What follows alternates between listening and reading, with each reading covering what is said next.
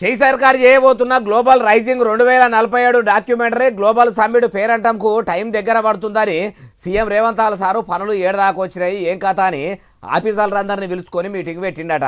Meeting పనులు మొత్తం ఒడిచిపోయినాయా, మనం కూడా ఆడదాకా పోయి అరుచుకుందాం పని.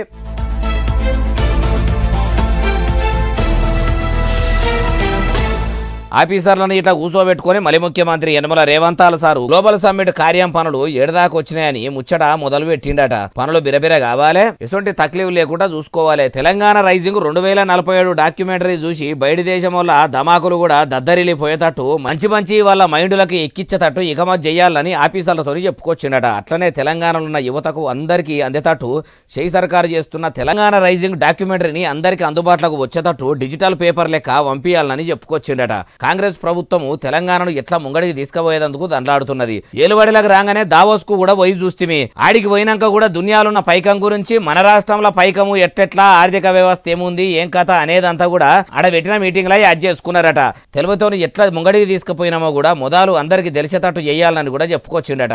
అయ్యా సీఎం రేవంత్ సారు, ఒదికు మీ షై సర్కారు ఏలుబడిలా ఏం చక్కదనం లేదు, తుంటెత్తేసి మొద్దెత్తుకున్నంత పని అయిందని పబ్లిక్ మొత్తుకుంటున్నారు. ఇప్పుడు మీరు ఇట్లా తెలంగాణ రైజింగ్, తెలంగాణ సమ్మిట్ అనుకుంటా పబ్లిక్ పైకమంతా పాడు చేసే కంటే ఎన్నికల ముంగడ ప్రజలకు ఇచ్చిన హామీలు నిలబెట్టుకుంటే మీ షై సర్కారు పతార రాష్ట్రంలో పెరుగుతుంది. ఎందుకంటే ఇంట గెలిచి రచ్చ గెలవాలంటారు, కానీ మీరు ఇట్లా చేస్తుంటే ఎట్లున్నదంటే ఇంట గెలవక ముందే రచ్చ గెలుస్తామన్నట్టే ఉన్నదంటున్నారు ఈ ముచ్చటిన్నోళ్ళు.